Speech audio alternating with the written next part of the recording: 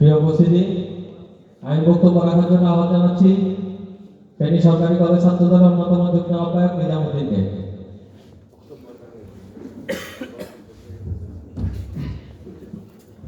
আসসালামু আলাইকুম। শ্রী চৌদ্দ ভবনী, আজ 14 ডিসেম্বর আমাদের প্রতিযোগী দিবস।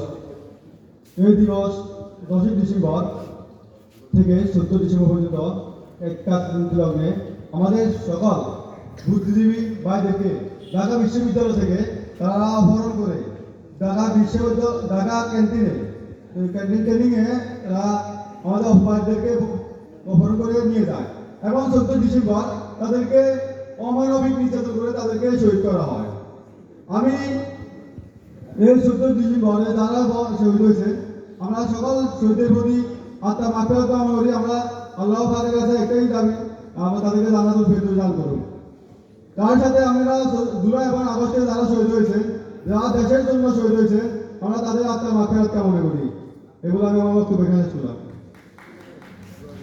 প্রিয় উপস্থিতি, আমি বক্তব্য রাখার জন্য আহ্বান জানাচ্ছি ফেনী সরকারি কলেজ ছাত্র দলের